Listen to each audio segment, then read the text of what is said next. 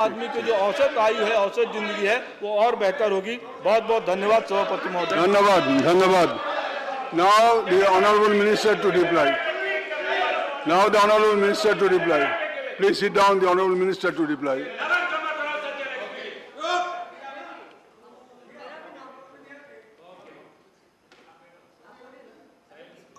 माननीय deputy chairman साहब, right to health एक इम्पोर्टेंट प्राइवेट मेंबर बिल हमारे मनोज भाई लेके आए। कुल मिला के 15 से अधिक सम्मानीय सदस्यों ने अपनी बात रखी। मनोज भाई बहुत विद्वान हमारे सम्मानीय सदस्य हैं। जब वो अपनी बात को रख रहे थे, जिस परिप्रेक्ष्य में वो अपना विषय रख रहे थे, देश की वर्तमान स्थिति, हेल्थ के संदर्भ में आ जाइए, मंत्री जी बोल रहे हैं, देश की परिस्थिति, दुनिया के हेल्थ के संदर्भ में भी सम्मानीय सदस्यों ने अपनी बात रखी। मैं स्वाभाविक तौर पर ये मानता हूँ कि हेल्थ एक ऐसा सब्जेक्ट है और मनोज भाई का और सम्मानीय सभी सदस्यों की बात का एक सुर निकलता है कि लोगों को हेल्थ केयर अच्छी तरह से मिलनी चाहिए, यानी कि हेल्थ केयर एक्सेसिबल होनी चाहिए और हेल्थ केयर एफोर्डेबल होनी चाहिए, ताकि एक लास्ट तबके के लोगों को भी कोई ऐसे व्यक्ति ना हो कि जिसको ट्रीटमेंट की सुविधा ना हो। और इसलिए मोदी जी ने एक बार अच्छी बात कही थी कि हमारी हेल्थ व्यवस्था ऐसी होनी चाहिए ताकि कोई गरीब परिवार के सदस्यों को बिना सारवार उपलब्ध होने की दृष्टि से उसके यहाँ मृत्यु की नौबत नहीं आनी चाहिए। उसको मेडिसिन सस्ती मिलनी चाहिए, उसको हेल्थ केयर जहाँ वो रहते हैं उसके नज़दीक से नज़दीक मिलनी चाहिए, उसको सेकेंडरी केयर और टर्सरी केयर भी अच्छी तरह से मिलनी चाहिए।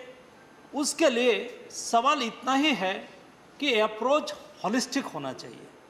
और मैं दावे के साथ कहूँगा और विस्तार से विषय भी बताऊँगा कि मोदी जी ने हमेशा कोई विषय को त्रुटक के रूप में नहीं देखा है, वो हमेशा टोटल में सोचते हैं। सर्वग्राही दृष्टि से हेल्थ को हम कैसे एक्सेसिबल और एफोर्डेबल करें, उसके लिए मोदी जी ने जो कार्य योजना अमल में की है, वो कार्य योजना हमारे मनोज भाई ने जो कहा और मनोज भाई ने की और सम्मानीय सदस्यों की, सदन के सदस्यों की भावना है, ये भावना पूरी करने की दिशा में आगे बढ़ रही है। और इसलिए एक हॉलिस्टिक अप्रोच के साथ हेल्थ को देखा गया। ये देश में सालों तक हेल्थ केवल ट्रीटमेंट के रूप में ही देखी गई, हेल्थ को कभी डेवलपमेंट के साथ जोड़ा ही नहीं गया। माननीय deputy chairman sir, Modi ji ने हेल्थ को डेवलपमेंट के साथ जोड़ा। देश के नागरिक स्वस्थ है तो सोसाइटी स्वस्थ होगी, सोसाइटी समाज स्वस्थ है तो देश स्वस्थ होगा और स्वस्थ समाज ही समृद्ध राष्ट्र का निर्माण कर सकता है। इसलिए समृद्ध राष्ट्र के लिए समाज स्वस्थ होना बहुत आवश्यक है और समाज को स्वस्थ रखने के लिए देश के नागरिक को हेल्थ सुविधा मिले, ये बहुत आवश्यक होता है। हॉलिस्टिक अप्रोच का नतीजा क्या निकला? माननीय अध्यक्ष महोदय, एक गरीब परिवार जहाँ दीवा नहीं जलता है वहाँ दिया कैसे जले? एक गरीब परिवार को घर कैसे मिले? उस घर में चूल्हा जलाने के लिए गैस सिलेंडर उपलब्ध हो, घर में बिजली हो, घर में हेल्थ केयर एक्सेस हो। और ये भी मोदी जी ने कभी गरीब उन्मूलन योजना को राजनीति से नहीं देखा, कभी उसको राजनीतिकरण नहीं किया, सैचुरेशन अप्रोच के साथ काम किया। मोदी जी ने कहा देश के हर नागरिक, ऐसा नहीं कहा कि ये राज्य में बीजेपी की सरकार है, राज्य में दूसरी पार्टी की सरकार है, ये लोगों ने हमें वोट दिया है, ये लोगों ने हमें वोट नहीं दिया है, ऐसा कभी मोदी जी ने नहीं कहा। मोदी जी ने कहा कि हर गरीब परिवार को सभी सुविधा, उसका जीवन चलाने के लिए प्राथमिक सुविधा उपलब्ध होनी चाहिए। ये सैचुरेशन के साथ काम करना शुरू किया, उसका नतीजा आज दिखने लगा है। 2014 में जब हमारी सरकार बनी, माननीय अध्यक्ष महोदय, तब देश का हेल्थ का बजट था 33,000 करोड़ रुपीस। हमारी सरकार बनने के बाद 18-19 में ये बजट बढ़ के 58% बढ़ के 52,000 करोड़ का हो गया। हमने बजट को 58% बढ़ाया। उसके बाद सतत बजट बढ़ता गया और 2019-20 में वो 62,000 करोड़ हुआ, 21-22 में वो 71,000 करोड़ हुआ और 22-23 में 83,000 करोड़ हुआ। बजट हम धीरे धीरे बढ़ाते गए।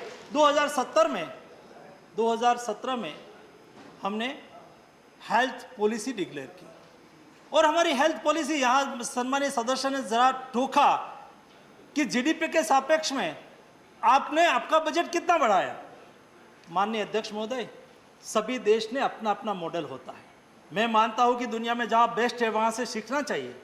बेस्ट उसका मॉडल है, उसमें हमें प्रेरणा लेनी चाहिए। उसके लिए मेरा कोई नेगेटिव अप्रोच नहीं है, लेकिन हर देश का अपना अपना मॉडल होता है और मॉडल के तहत मुझे एज ए मिनिस्टर कई लोग मिलने के लिए आते हैं और मुझे कहते हैं कि आपका हेल्थ का बजट, वो मुझे दुनिया का जैसा यहाँ परिप्रेक्ष्य रखा ऐसा परिप्रेक्ष्य के साथ उसका 7% है, उसका 8% है, उसका 9% है। आप देश का हमारा 1.9% हमारा जीडीपी के सापेक्ष में हमारा बजट में बढ़ाना चाहिए। हमने तय किया है कि हम आने वाले दिनों में उसको 2.5% तक ले जाएंगे और भविष्य में और भी आगे ले जाएंगे। एक बात है, एक मिनट, तो धीरे देश में हेल्थ का बजट तो हम बढ़ाते जा रहे हैं, लेकिन जब हम दुनिया के परिप्रेक्ष्य में बात करें ना, तब हमारे देश की स्ट्रेंथ और क्षमता को हमें इग्नोर नहीं करना चाहिए। ये देश है, यहाँ हेल्थ कॉमर्स बाद में था, यहाँ हेल्थ सेवा के रूप में देखी जाती है। हेल्थ हमारे लिए सेवा है, हेल्थ हमारे लिए सहयोग है, सपोर्ट है, और यही परिप्रेक्ष्य है ना। तभी जब साहब दुनिया में कोविड क्राइसिस चल रही थी, फर्स्ट लॉकडाउन था, सेकंड लॉकडाउन था, सेकंड वेव था, और फर्स्ट लॉकडाउन के दरमियान हम फार्मेसी ऑफ द वर्ल्ड है ना, दुनिया हमारे पर अपेक्षा करके बैठी थी। दुनिया के पास मेडिसिन नहीं थी। दुनिया हर दिन इंडिया को कॉल करती थी, प्रधानमंत्री जी को कॉल करते थे, हेल्थ मिनिस्टर को कॉल करते थे। मैं फार्मा देख रहा था और उस वक्त मोदी जी ने हमें निर्देश दिया था कि हमारे देश में मेडिसिन की किल्लत नहीं होनी चाहिए। इतना ही नहीं, लेकिन हम वसुधैव कुटुंबकम की भावना को मानने वाले लोग हैं। हम केवल लाभ की बात नहीं करते हैं, हम हमारे घर के डोर पर लिखते हैं शुभ लाभ। हम लाभ की भी बात करते हैं, हम शुभ की भी बात करते हैं। हमारा कल्याण हो ये तो सब लोग कहेंगे माननीय अध्यक्ष महोदय, मेरा कल्याण हो, प्राणी मात्र अपने लिए तो सोचेंगे, लेकिन हिंदुस्तान की परंपरा है, हिंदुस्तान का एक कल्चर है, हिंदुस्तान की संस्कृति है। हम हमारा भी कल्याण चाहते हैं, लेकिन दूसरे का भी कल्याण होना चाहिए, ये हमारी परंपरा रही है। और इस बात को चरितार्थ करने के लिए माननीय अध्यक्ष महोदय, उस वक्त दुनिया से कॉल आता था, डेवलप्ड कंट्री के पास एजिथ्रोमाइसिन नहीं थी, 15-15 दिन तक एजिथ्रोमाइसिन एक कंट्री में नहीं थी। कॉल आता था कि एजिथ्रोमाइसिन भेजिए। एक कंट्री से मुझे कॉल आया, मैं नाम नहीं बोलूँगा, कि हम आपको वेंटिलेटर देंगे, आप हमें मेडिसिन दो। तब मैंने कहा था कि आपके पास वेंटिलेटर है तो अवश्य दीजिए, लेकिन ये शर्त पर मैं नहीं आपको दूंगा। आप वेंटिलेटर शायद नहीं पहुंचाएंगे तो भी हम आपको मेडिसिन उपलब्ध कराएंगे। माननीय अध्यक्ष महोदय, 150 देशों में उस वक्त हमने मेडिसिन उपलब्ध कराई थी। बात रही मॉडल की, जो मैं बता रहा था, तो मुझे जब बाहर से आके जब बात करते हैं यहाँ के हेल्थ के पीछे खर्च इतना है, यहाँ हेल्थ के पीछे खर्च कितना है, वहाँ क्या मॉडल होगा, उसमें मुझे नहीं जाना है। मैंने एक क्वेश्चन किया था कि जिस कंट्री की आप बात कर रहे हैं वहाँ टीथ का इलाज कराना है और टीथ निकालना है तो कितना खर्च लगेगा। तो उन्होंने मुझे कहा कि $200 से $500 लगेगा। मैंने कहा कि मेरे डॉक्टर और मेरे देश की अस्पताल 200 रुपीज़ में इलाज कर देगी। ये सापेक्ष में, परिप्रेक्ष्य में इंडिया का खर्च को हमें मैप करना चाहिए। ये हमारी स्ट्रेंथ है और इस स्ट्रेंथ को हम यूटिलाइज कर रहे हैं। और इसलिए माननीय अध्यक्ष महोदय, हमारा हेल्थ एक्सेसिबल कैसे हो, हेल्थ केयर एफोर्डेबल कैसे हो, इसलिए मोदी जी ने जो कार्य योजना बनाई है, वो 4 पिलर की कार्य योजना बनाई है। मनोज जी, आपको सेटिस्फेक्शन होगा जिस तरह से काम करना शुरू हुआ है। वन है Ayushman Bharat health and wellness centre. Ayushman Bharat health and wellness centre क्या है? देश में सभी प्राथमिक आरोग्य केंद्र, प्राइमरी हेल्थ सेंटर, उसको कन्वर्ट करके हेल्थ एंड वेलनेस सेंटर में कन्वर्ट करने के लिए 1,50,000 हेल्थ एंड वेलनेस सेंटर बनाने के लिए एक बहुत बड़ी कार्य योजना बनाई गई। Ayushman Bharat health and wellness centre में क्या क्या सुविधा होगी? भारत सरकार राज्य सरकार को सहयोग करेगी, उसका इंफ्रास्ट्रक्चर बेस्ड बनाएंगे। वहाँ 13 टाइप के स्क्रीनिंग हो पाएंगे। वहाँ कोई मरीज इलाज के लिए आएगा तो इलाज भी हो जाएगा। वहाँ योगा का क्लास भी चलेगा, वेलनेस के लिए सप्ताह में 2 बार क्लास लगेगा। वहाँ बच्चों को टीकाकरण लगाया जाएगा। वहाँ सगर्भा महिला को ट्रीटमेंट की जाएगी, स्क्रीनिंग किया जाएगा, उसकी हेल्थ की चिंता की जाएगी। वहाँ एनसीडी के नॉन कम्युनिकेबल डिसीज का परीक्षण किया जाएगा। हेल्थ एंड वेलनेस सेंटर पर 7-8 हज़ार पॉपुलेशन पर एक हेल्थ एंड वेलनेस सेंटर। वहाँ कोई महिला को ओरल कैंसर हो, सर्वाइकल कैंसर हो या तो ब्रेस्ट कैंसर हो, 3 टाइप के कैंसर का screening health and wellness centre पर हो जाएगा। माननीय अध्यक्ष महोदय, प्रधानमंत्री जी ने तय किया था 17-18 में कि हम देश में 1,50,000 हेल्थ एंड वेलनेस सेंटर बनाएंगे। हम केवल बात नहीं करते हैं, हम उसको धरती पर उतारते हैं। आज 1,22,000 हेल्थ एंड वेलनेस सेंटर बन चुके हैं। दिसंबर तक 1.5 lakh health and wellness centre देश की सेवा के लिए उपलब्ध हो जाएंगे। ये कार्य योजना सारा देश में चल रही है। इतना ही नहीं, लेकिन ये हेल्थ एंड वेलनेस सेंटर पर एक ई संजीवनी हॉलिस्टिक अप्रोच के अनुसार कैसे काम होता है, उसको एग्जाम्पल के साथ मैं बताना चाहूँगा। ई संजीवनी प्लेटफॉर्म बनाया गया। ई संजीवनी प्लेटफॉर्म से टेलीमेडिसिन, टेली कंसल्टेशन कैसे किया जाए। आज सभी हेल्थ एंड वेलनेस सेंटर पर एक कंप्यूटर दिया गया है, लैपटॉप की सुविधा उपलब्ध की गई है। माननीय अध्यक्ष महोदय, मैं 1.5 महीने पहले जज्जर, दिल्ली के नज़दीक हरियाणा में जज्जर, वहाँ एक कैंसर इंस्टीट्यूट बनी हुई है, एम्स का एक सब सेंटर बना हुआ है। मैं वहाँ जा रहा था, रास्ते में मैंने एक बोर्ड देखा, हेल्थ एंड वेलनेस सेंटर। मैंने मेरे ड्राइवर को कहा गाड़ी ले ले अंदर। मैंने कहा नहीं था, मेरा कोई कार्यक्रम का पार्ट नहीं था, मैं जा रहा था और हेल्थ एंड वेलनेस सेंटर देखा तो मैंने सोचा कि एज ए मिनिस्टर हम जहाँ सरकार में बैठ के जो सोच रहे हैं, सचमुच यहाँ इम्प्लीमेंटेशन हो रहा है कि नहीं, यहाँ कैसी सुविधा है, मैं देखना चाहता हूँ। माननीय डिप्टी चेयरमैन सर, जब मैं गया हेल्थ एंड वेलनेस सेंटर पर, मुझे खुशी हुई। एक डॉक्टर साहब थे, उसको पता नहीं था कि मैं हेल्थ मिनिस्टर आके उसके बगल में बैठा हूँ। उसके बगल में एक मरीज बैठा था, मरीज महिला थी, उसके साथ डॉक्टर साहब बात कर रहे थे। बात करते करते उसको ऐसा लगा कि उसको और मुझे मार्गदर्शन की आवश्यकता है और मुझे सुझाव की आवश्यकता है। उसका ज्ञान, उसको ऐसा लगा होगा कि एक्सपर्ट डॉक्टर के ओपिनियन की मुझे आवश्यकता है। वहाँ बैठे हुए डॉक्टर MBBS डॉक्टर थे, वो तुरंत ही ई संजीवनी प्लेटफॉर्म के माध्यम से हरियाणा गवर्नमेंट ने PGI चंडीगढ़ के साथ टाइप किया है। PGI चंडीगढ़ के साथ तुरंत ही ई संजीवनी प्लेटफॉर्म से जुड़ गए। स्पेशलिस्ट डॉक्टर सामने बैठे थे, एक गरीब मरीज डॉक्टर साहब के बगल में एक गांव में बैठे थे। उन्होंने, दोनों डॉक्टर ने बातचीत की आपस में कि मरीज को ये स्थिति है। स्पेशलिस्ट डॉक्टर को ऐसा लगा कि मैं मरीज के साथ बातचीत करना चाहता हूँ, तो उन्होंने कहा कि मरीज के सामने आप मोड़िए ज़रा आपका कंप्यूटर को। उन्होंने थोड़ा बाया करके मरीज के साथ डॉक्टर को, स्पेशलिस्ट डॉक्टर को बातचीत कराई और उसके आधार पर स्पेशलिस्ट डॉक्टर साहब ने MBBS डॉक्टर साहब को कहा कि आप ये टाइप का प्रिस्क्रिप्शन लिख दो और 7 दिन के बाद फिर से आके दिखा दे। माननीय डिप्टी चेयरमैन सर, तब सेटिस्फेक्शन होता है। एक गांव में रहने वाला गरीब मरीज एक हेल्थ एंड वेलनेस सेंटर पर आके एक टर्शरी हॉस्पिटल के साथ जुड़ के स्पेशलिस्ट डॉक्टर की सलाह के आधार पर अपनी ट्रीटमेंट करवाए। उसका उद्देश्य है कि हम कैसे हेल्थ को कैसे एक्सेस कर रहे हैं। जब होलिस्टिक अप्रोच की बात होती है, तब हमें देश में डॉक्टर चाहिए। हमें हेल्थ एंड वेलनेस सेंटर तो बनाया, लेकिन हेल्थ एंड वेलनेस सेंटर के लिए डॉक्टर चाहिए। तो डॉक्टर चाहिए तो मेडिकल कॉलेज बढ़ानी चाहिए। तो जैसा यहाँ सम्मानित सदस्य बोल रहे थे, 622 तकरीबन डबल मेडिकल कॉलेज हो गई। 51,000 हमारी सीट थी, आज 1 लाख सीट हो गई केवल 7-8 साल में।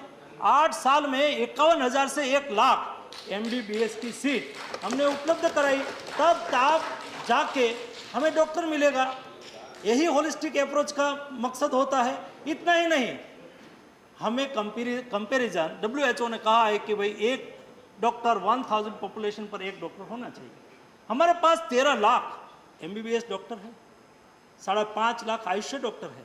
आज हम 800 व्यक्ति पर एक डॉक्टर ये देश के अंदर उपलब्ध है और वो देश की सेवा कर रहा है। और हमारे डॉक्टर की भी एक भावना, जैसा मैंने कहा ना, ये परिप्रेक्ष्य में हमारे लोग काम करते हैं।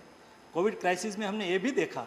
मैं तो उस वक्त एक दिन में 10-10 मीटिंग दुनिया के कई कंट्री के साथ भी होती थी, इंटरनेशनल प्लेटफॉर्म पर भी मीटिंग हुआ करती थी। डिप्टी चेयरमैन सर, कई जगह से ऐसा मैसेज आता था, डॉक्टर साहब ड्यूटी पर नहीं आते थे, उसको मृत्यु का डर लगता था। लेकिन हिंदुस्तान के डॉक्टर ने ऐसा नहीं किया। हमारे मेडिकल स्टाफ ने, पैरामेडिक स्टाफ ने ऐसा नहीं किया। वो अपने प्राण की बिना परवाह करे, वो देश की सेवा में लगे रहे और देश को कोविड क्राइसिस से बचाए। ये होलिस्टिक अप्रोच का एक परिणाम है। दूसरा पिलर, 1 पिलर मैंने बताया, Ayushman Bharat health and wellness centre. दूसरा, आयुष्मान भारत जन आरोग्य योजना, आयुष्मान भारत। यहाँ उसके बारे में सभी सदस्यों ने भी बोला है। आयुष्मान भारत योजना का इम्प्लीमेंटेशन कैसे हो रहा है। 10 करोड़ फैमिली यानी कि 50 करोड़ लोगों को एक परिवार में 5 लाख का हेल्थ एक्सेस, ये छोटी बात नहीं है। डॉक्टर राधा मोहन दास अग्रवाल जी जो बोल रहे थे, बहुत तो विस्तृत वो अपना विषय रख रहे थे। उसमें उन्होंने एक सूची बोली और मनोज जी का को सामने देख के कहा कि मनोज जी इतने इतने इतने कैटेगरी के लोग, वो ऑलरेडी उसको हेल्थ एक्सेस मिल चुका है, हेल्थ सिक्योरिटी मिल चुकी है। यानी कि जो आप चाहते हैं, ये कार्य योजना ऑलरेडी आयुष्मान भारत योजना के मुताबिक उसका इम्प्लीमेंटेशन होना चालू हो गया है। जब ये बात आती है, मैं बिहार का ही एक एग्जांपल देना चाहता हूँ। आज से एक 2 महीने पहले मेरा बिहार में डिप्टी चेयरमैन साहब मेरा प्रवास हुआ था। मैं रक्सौल गया था और रक्सौल में लाभार्थी सम्मेलन को मैं संबोधित करना था। उसके पहले जिसको लाभ मिला हो सरकार की योजना का और आयुष्मान भारत योजना का, ऐसी एक लाभार्थी महिला वो मंच पर आके जिस भाषा में उन्होंने बात बताई, उन्होंने कहा, मैं उनकी ही भाषा में बोलना चाहता हूँ। उन्होंने कहा कि 6-7 महीने पहले मेरी शादी हुई। शादी होने के बाद मैं ससुराल गई। एक दिन मेरा श्वास फूलने लगा, मुझे अस्पताल ले जाया गया। डॉक्टर साहब ने कहा कि उसको हार्ट की बीमारी है। हमने हार्ट की बीमारी का इलाज कराने के लिए पूछा तो कहा कि 1.5 लाख के नज़दीक खर्च आएगा। उसके पास ये सुविधा नहीं थी।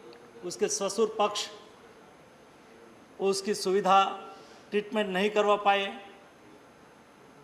ये ससुर पक्ष ने उसको छोड़ दिया। वो मायके गई। पिताजी भी गरीब परिवार थे। किसी ने उसको बताया कि आयुष्मान भारत योजना का कार्ड निकाल। ये महिला अपनी बात बोल रही थी कि मैंने आयुष्मान भारत कार्ड निकाला। मैं अस्पताल में गई, प्राइवेट अस्पताल जो आयुष्मान भारत योजना में रजिस्टर हुई थी, वहाँ कार्ड लेके मैं गई। मैंने कार्ड दिखाया, मुझे एडमिट कर दिया। मेरा सारा इलाज हो गया। मुझे घर पहुंचने तक 1 रुपया का भी खर्च नहीं हुआ। मैं बच गई। लेकिन बाद में उन्होंने कहा कि मैं स्वस्थ होकर आपके सामने खड़ी हूँ। मेरा ससुर पक्ष ने भी मुझे स्वीकार कर लिया। ये आयुष्मान भारत योजना की सक्सेस स्टोरी। ये योजना के माध्यम से एक टाइप का यूनिवर्सल हेल्थ केयर कई राज्यों ने, उससे भी आगे जाके और भी योजना स्टेट ने अपने अपनी ओर से लागू की है।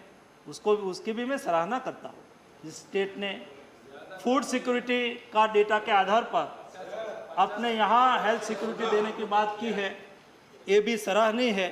आयुष्मान भारत योजना हमारा देश में, हम अपने स्वयं को, साले देश 2000 साल तक कभी कभी हम प्रतंत्र रहे, कभी उन्होंने शासन किया, कभी शकों ने शासन किया, मुगल वंश, खलजी वंश से लेके तुगलक वंश, सब लोगों ने शासन किया, 240 साल तक अंग्रेजों ने शासन किया। ये मानसिकता से हमें बाहर आना है, हमारी शक्ति को हमें समझना है, हमारी शक्ति को हमें, देश में ब्रेन पावर और मैन पावर की कभी कमी नहीं थी और नहीं है, उसकी ही ये सक्सेस स्टोरी है। माननीय डिप्टी चेयरमैन साहब, ये देश में क्षमता की, अपार क्षमता की संभावना ये है, ये देश में बेस्ट डॉक्टर भी है, ये देश में बेस्ट साइंटिस्ट भी है, लेकिन भी आज़ादी के बाद दुनिया में कोई वैक्सीन का रिसर्च होता था ना, तो रिसर्च होने के बाद 10 साल 15 साल के बाद ही हिंदुस्तान में आता था। हमारे साइंटिस्ट में कमी थी ऐसा नहीं था, हमें उसके ऊपर हमारा कॉन्फिडेंस नहीं था कि हम उसके ऊपर भरोसा करें। यही सक्सेस स्टोरी है। जब कोविड क्राइसिस शुरू हुई, तब जब साइंटिस्ट लोगों ने मोदी जी को बताया कि उसके लिए तो वैक्सीन चाहिए, तब मोदी जी ने भारत के नामांकित साइंटिस्ट को बुलाया, वैज्ञानिकों को बुलाया और कहा कि क्या हम वैक्सीन बना सकते हैं, क्या उसका रिसर्च कर सकते हैं क्या। और तब हमारे साइंटिस्ट ने कहा कि साहब हम करके देंगे। हमारे साइंटिस्ट पर भरोसा किया, यही हमारे साइंटिस्ट कोरोना वैक्सीन के रिसर्च पर लग गए। दुनिया ने रिसर्च किया, हमारा साइंटिस्ट ने रिसर्च किया।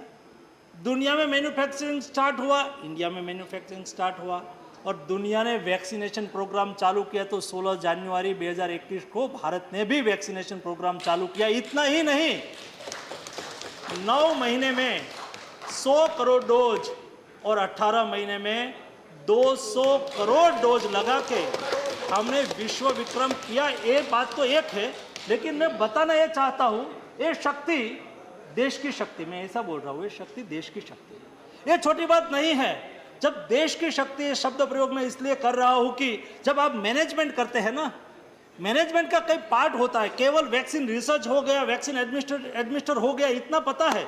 लेकिन जब आप एक दिन में 1.5 लाख वैक्सीनेशन सेंटर चलना, जब वैक्सीनेशन सेंटर चलते हैं तो टाइम पर उसको वैक्सीन पहुंचाना, वैक्सीन पहुंच गए तो वैक्सीनेशन के लिए हमारा वैक्सीनेटर स्टाफ उपस्थित होना, वैक्सीनेशन स्टाफ उपस्थित हो गए, वैक्सीनेशन पहुंच गया, लेकिन वैक्सीन लगाने के लिए सिरिंज चाहिए, निडल चाहिए।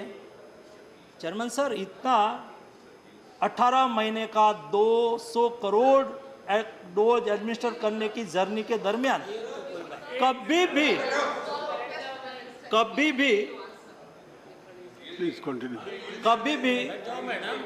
200 करोड़ की मेरे सुनने से डॉक्टर साहब प्लीज डू नॉट डिस्टर्ब। फायदा ये होगा, I listening to you after my reply, no allow the minister.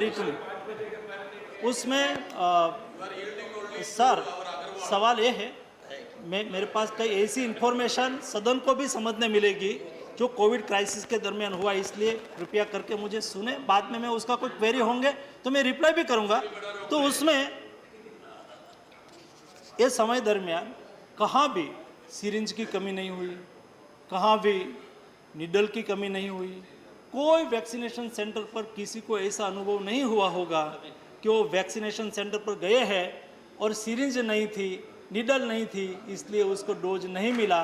ये बेस्ट मैनेजमेंट, उसकी सराहना सारी दुनिया में होती है।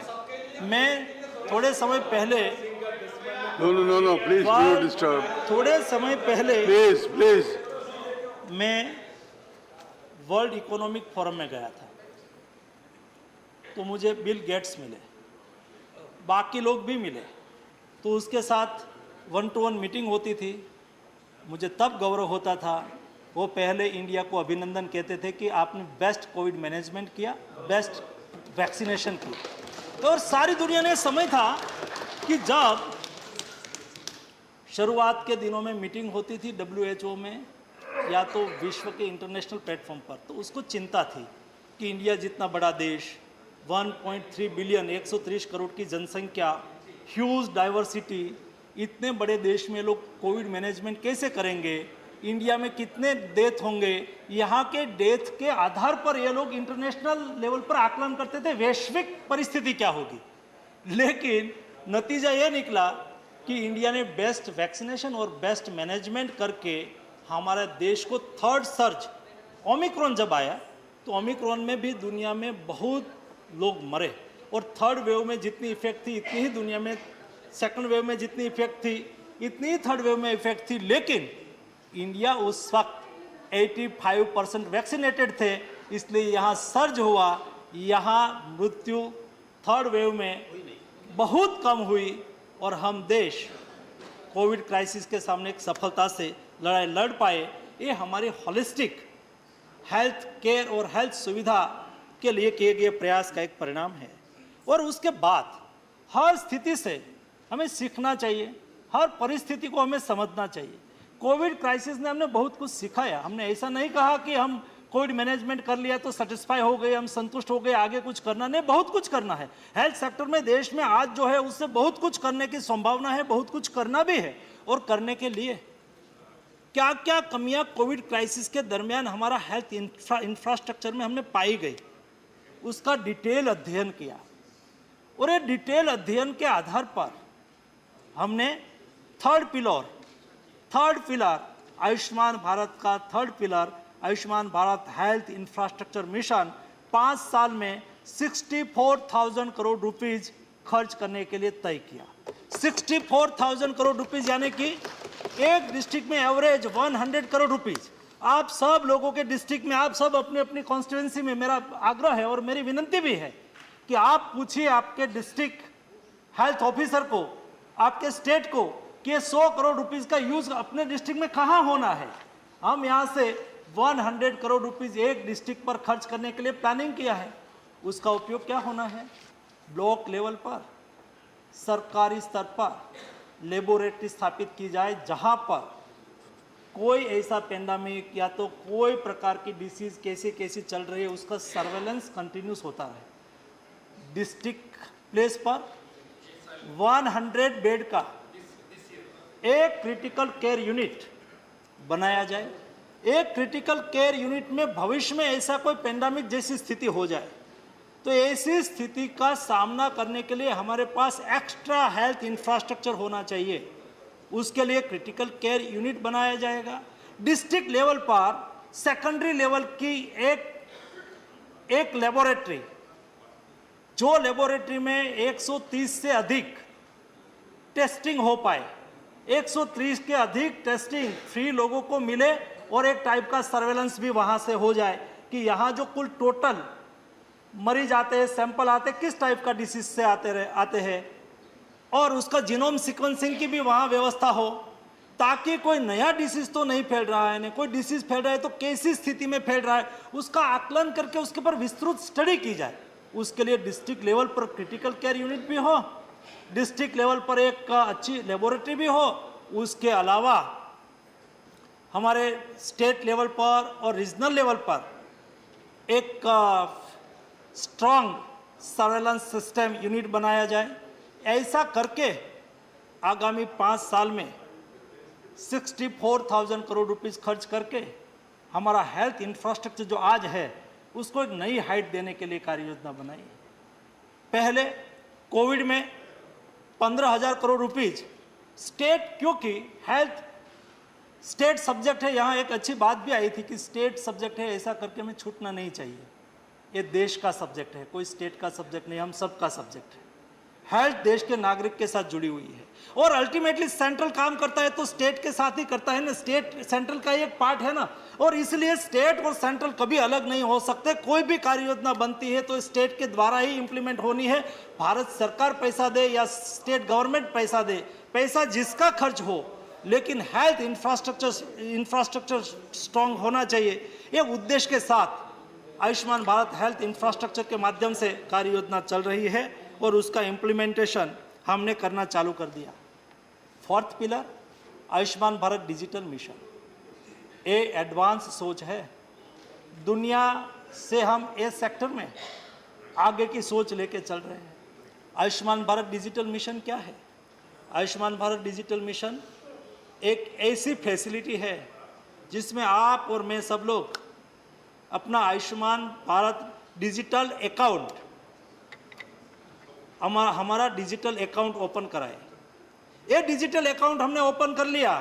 आज आप फाइल लेके घूमते हैं ना, मैं आज मेरे यहाँ आप हमारे CGHS में NXC में जाएंगे तो आप कोई आपकी तबीयत दिखाने के लिए जाएंगे, हेल्थ दिखाने के लिए, तो तुरंत ही वहाँ आपकी फाइल मंगाएंगे और फाइल लेके वो देखेंगे, आगे पीछे की हिस्ट्री उसमें होती रहती है। लेकिन ये डिजिटल मिशन में तो सारा देश का हेल्थ रिकॉर्ड रखने की बात है और आज 20 करोड़ से अधिक लोगों ने हेल्थ अकाउंट ओपन करवा लिया है। ये हेल्थ अकाउंट आपका ओपन हो गया। ये हेल्थ डिजिटल मिशन के साथ लेबोरेटरी भी जुड़ी हुई है, अस्पताल भी जुड़ी हुई है, डॉक्टर भी जुड़े हुए हैं और हम एक नागरिक के रूप में भी उसके साथ जुड़ जाए। उसका उपयोग कैसे करना है? तो आपका डिजिटल हेल्थ अकाउंट है। आप डॉक्टर साहब के पास गए तो डॉक्टर साहब को आप कहेंगे कि डॉक्टर साहब मेरा digital health account number so and so है, आपने दे दिया। तुरंत ही वो लॉगिन करेंगे, तुरंत ही आपके मोबाइल में OTP आएगा। आप उसको OTP देंगे, समझ उपयोगी होगा आपको सुनने से। प्लीज तो डेप्यूटी चेयरमैन साहब, ये डिजिटल अकाउंट होने वाला है। एक मिनट, आपको उपयोगी होगा। इंफॉर्मेशन में शेयर करता हूँ बात। मैं डिजिटल मिशन का इम्प्लीमेंटेशन कैसे होता है आपको उपयोगी होगा, समझो तो अच्छा है।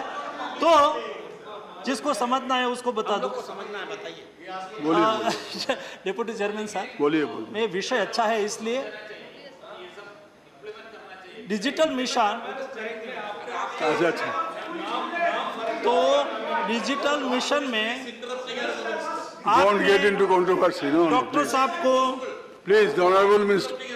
आपने डॉक्टर साहब को No, आपका please, अकाउंट please. नंबर दिया, डॉक्टर साहब ने लॉगिन किया तो आपके मोबाइल में OTP आया।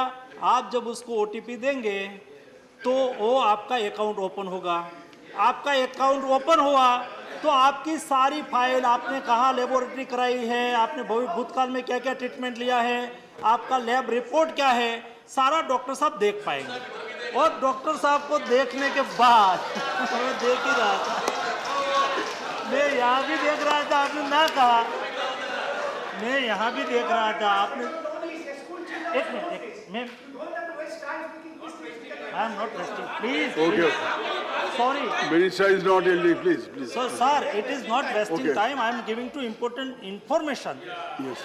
हमने बाद में जब अकाउंट listen. आपका ओपन हुआ, आपने डॉक्टर साहब ने आपका रिपोर्ट देखा, आपका इलाज वहाँ किया, उसके बाद वो लॉग आउट कर दिया तो डॉक्टर साहब बाद में उसको ओपन नहीं कर पाएंगे। जब आपके यहाँ OTP आएगा और आप देंगे तभी ओपन कर पाएंगे, यानी कि आपका हेल्थ की प्राइवेसी भी रहेगी। ऐसा करके डिजिटल हेल्थ मिशन हमने आयुष्मान भारत डिजिटल मिशन कार्य योजना चलाई है। सभी सम्मानित सदस्यों को मेरा रिक्वेस्ट है कि अपना अकाउंट एक बार ओपन करवा ले, ताकि भविष्य में आपको फाइल लेके घूमना ना पड़े। आपकी फाइल डिजिटल मिशन के अंतर्गत एक सॉफ्टवेयर में रहेगी और सारा डेटा की भी प्राइवेसी रहेगी। इस दृष्टि से आयुष्मान भारत डिजिटल मिशन की कार्य योजना हमने बनाई, उसका लाभ हमने लिया। दूसरा, लास्टली, अभी मैं ज़्यादा नहीं बोलने वाला हूँ। डेप्यूटी चेयरमैन सर, जो आयुष्मान भारत का 4 पिलर से हमने देश के नागरिक की हेल्थ सिक्योरिटी कैसे सुनिश्चित की, उसका एक रोड मैप बताया। उसके आगे जाके कई सदस्यों ने बहुत अच्छी बात कही, जब होलिस्टिक अप्रोच से काम करना है तो उसके साथ हमारा स्वच्छ भारत अभियान, स्वच्छता ही, महात्मा गांधी जी ने कहा था, स्वच्छता वहाँ प्रभुता। स्वच्छता की बात महात्मा गांधी ने इसलिए की थी, वो हेल्थ के साथ भी जुड़ा हुआ विषय है, अपना हेल्थ की सुरक्षा के लिए। तो उसके साथ स्वच्छ भारत अभियान की मिशन के तहत सारे देश में 10 करोड़ से अधिक शौचालय देश में बना के हर घर में शौचालय हो, टॉयलेट हो, और कोई व्यक्ति को, कोई फैमिली को टॉयलेट के लिए बाहर नहीं जाना पड़े, उस सुनिश्चित किया। और अभी चल रहा है हर घर जल। हर घर जल ये छोटी बात नहीं है। शुद्ध पेयजल घर में उपलब्ध हो जाए, शुद्ध पेयजल घर में उपलब्ध हो जाने से भी हमारी हेल्थ को सुरक्षा मिलेगी। कुल मिला के माननीय डिप्टी चेयरमैन सर, जो हमारी सरकार ने, मोदी गवर्नमेंट ने देश के लोगों को, अभी तो बहुत कुछ कहने जैसा है, देश में सस्ती दवा मिले उसके लिए फार्मा मिनिस्ट्री के द्वारा, my self is pharma minister also, 8,600 से अधिक सब लोगों ने, मुझे बहुत खुशी हुई, यहाँ से सभी ने अपने भाषण में कहा कि देश में जेनरिक मेडिसिन का स्टोर, कैंसर की मेडिसिन लेने के लिए जाए तो मार्केट में मिलती है 500 रुपीज़ की टैबलेट, लेकिन जन औषधि केंद्र में जाए तो वहाँ आपको 60-70 रुपीज़ में मिल जाएगी, एकदम सस्ती लेकिन क्वालिटी मेडिसिन जन औषधि केंद्र के द्वारा आज देश में उपलब्ध हो रही है। हमारे देश में क्या होता था, अमेरिका 4 टैबलेट खाता है, उसमें से एक इंडिया में बनी हुई जेनरिक टैबलेट खाता है। दुनिया 6 टैबलेट खाती है, उसमें से एक इंडिया में बनी हुई जेनरिक टैबलेट खाते हैं, और हम ब्रांडेड खाते थे और उसकी प्राइस अधिक, बहुत अधिक। जब ये अभियान चला आयुष्मान जन औषधि केंद्र का, उसके पहले देश में जेनरिक मेडिसिन का शेयर केवल 2 to 3% था। आज बढ़ के और 20% से ज़्यादा जेनरिक मेडिसिन का शेयर बन चुका है। तब जाके हेल्थ एक्सेस हो रहा है, तब जाके हेल्थ अफोर्डेबल हो रहा है। Per day chairman sir, per day 20 lakh लोग जन औषधि केंद्र की मुलाकात लेते हैं, वहाँ उसको सस्ती दवाएं मिलती है। और सस्ती दवा लेके कई परिवार, छोटे परिवार होते हैं, एक दिन का कमाई करके एक दिन खर्च करने वाले परिवार में जब कोई बीमारी आती है तो उसको सस्ती दवा मिले, ये भी बहुत आवश्यक होता है। इसलिए सम्माननीय सदस्य मनोज झा जी ने जो भाव व्यक्त किए हैं, उस भाव से मैं सहमत हूँ। हम सब लोग, नहीं केवल मैं, लेकिन सभी को हेल्थ केयर मिलनी चाहिए, हेल्थ केयर का एक्सेस होना चाहिए। बहुत अच्छा विषय आपने राइज किया और 5 घंटे तक बहस चली इस विषय पर। 2.5 घंटे लास्ट वीक एगो और 2.5 घंटे टुडे, बहुत महत्वपूर्ण बहस इस विषय पर हुई है। आपका भाव के साथ हम सहमत हैं। आपने जो भावना व्यक्त की है हेल्थ एक्सेसिबल हो, उसके लिए हम जो प्रयास किया है वो भी आज हमने व्यक्त किया है। और आने वाले दिनों में आपका सम्मानीय सभी सदस्यों का हमें हमेशा सुझाव मिलते रहे, ताकि हम आने वाले दिनों में और जोश से हमारा हेल्थ एक्सेसिबल और अफोर्डेबल कर सके। और हमारा मनोज भाई की जो भावना है, वो भावना को हम अच्छी तरह से चरितार्थ कर सके। यही दिशा में जो मनोज भाई सोचते हैं, वही दिशा में हम सोचते हैं। इसलिए मनोज भाई को मेरी रिक्वेस्ट है कि जो आपकी भावना है, भावना के मुताबिक हम काम कर रहे हैं, इसलिए आप आपका बिल वापस लें और आपकी भावना को पूरी करने के लिए हम हमेशा सतर्क रहेंगे और हमेशा कोशिश भी करते रहेंगे।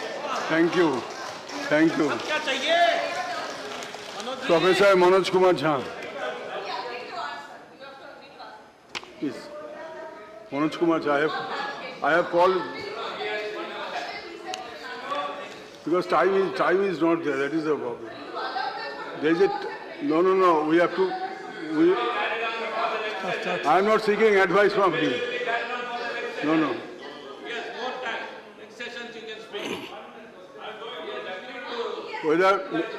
Whether minister is ready to clarify any point? Okay, please. Mr. In your speech, in the minister's speech, he has mentioned. mic on. Yes. Yeah. In his speech, sir has mentioned that vaccine centers, India was ready to do it. Our Prime Minister was asking with all the scientists whether we could do the vaccine manufacture in India. When government of Tamil Nadu, under the leadership of our M.K. Stalin sir, had asked for vaccine to be produced in Tamil Nadu and Chengalpet, where the vaccination center was very much there with all the infrastructure and everything, it was not awarded by our Prime Minister. So it was not even considered by the Union What is the government on that. clarification you want to And see? one more thing on digitalization, our Honorable Minister was talking. digitalization of all the health records to all over the country, to all the people, it's welcomeable, yes. But how is it going to happen in the remote countries where only Anganwadi workers go and reach the patients, villages and the tribal areas who don't know how to use even a mobile phone? So these two things I would like the Honorable Minister to answer to you, sir. Are you Thank going you. to respond? please listen to No, please sit down. No further. No further. No, please sit down. No further. No further, no.